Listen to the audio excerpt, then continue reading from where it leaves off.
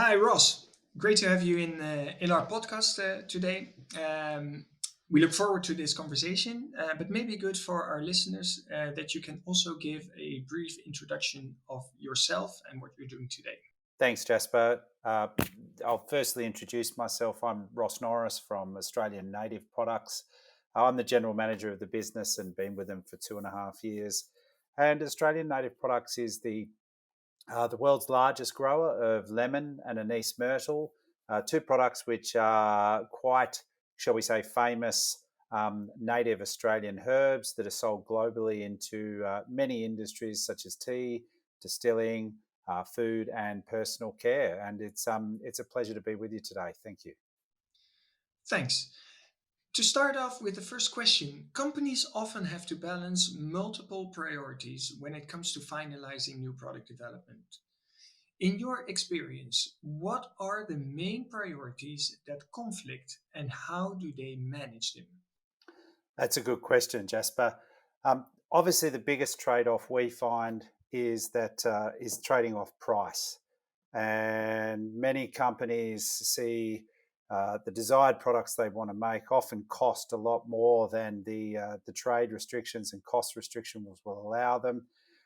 So one of the ways we help companies manage that is by doing work behind the scenes to educate them on how the cost of use of uh, products such as lemon myrtle actually lead to them having a cheaper cost of goods than they may already have when they're using other citrus herbs. Another area where they tend to make a trade off is health claims. And certainly with products, they often want to produce an ideal product, but they really have to make sure that they're fully compliant with local regulations. And that often means that they have to say less than they choose to say or than they'd like to say in order to make sure that they have a product that doesn't raise the ire of their competitors and also stays within the regulations. So, in our experience, these are the two biggest trade-offs, and usually taste is king, which is why we find that we've got great acceptance for lemon myrtle globally. Thanks, Ross. And if we would take that to a next question, what are the most common barriers to a project being able to launch on its desired date? That's a good question, Jasper. In many of the businesses I've been in, I think that one of the biggest struggles has been to get a project launching on time. So the main barriers that I see are from a quality point of view. It's essential to make sure a lot of stability testing is done in order to ensure that there's a product that meets all of the regulatory requirements, but also satisfies consumers for the longer term, and certainly at least for the stated shelf life of the product. And at the end of that shelf life, should still look and taste as fresh as possible. Another barrier I see is the keeping the over the longer period of product development, keeping the actual concept true to the original concept that was identified from consumer discussions or market testing, because there's a lot of twists and turns a product can take, and for quality reasons or cost reasons, the product will often there'll be pressures to change the product. So I think that's an important one for businesses to remain focused on.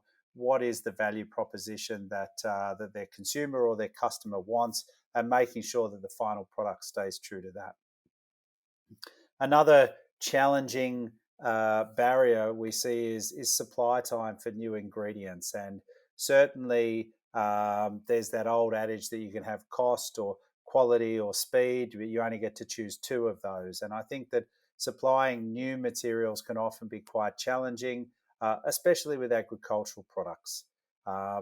Certainly, we've invested in a lot of fresh plantations in order to take that problem away, because it was a historical issue for native Australian botanicals and specifically for lemon myrtle. But we're pleased to say that there is no longer a problem. Thanks to our partnership with One Two Taste, we're making stock available on the ground in Europe to really try and raise the profile. Great. Um, do you do you actually see specific times of the year when products are more launched into the market?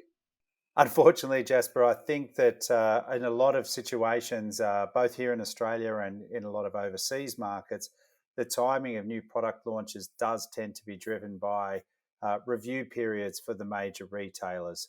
And certainly, in most markets, the major retailers will structure it so that specific categories launch at specific times of the year.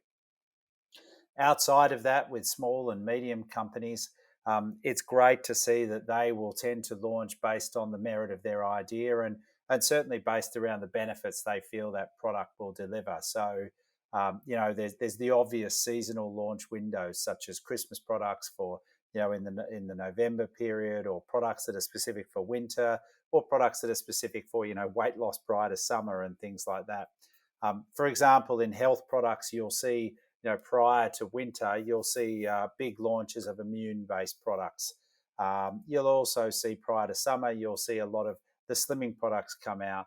And from a food point of view, I think you'd certainly see a shift in the styles launched based on the season. So I guess to summarize, if you're a small or a medium-sized company who is less bound by particular retailer category reviews, you've got the freedom to launch when you feel that consumers will be most receptive to your launch and most receptive to look and most ready for the benefits the products are bringing.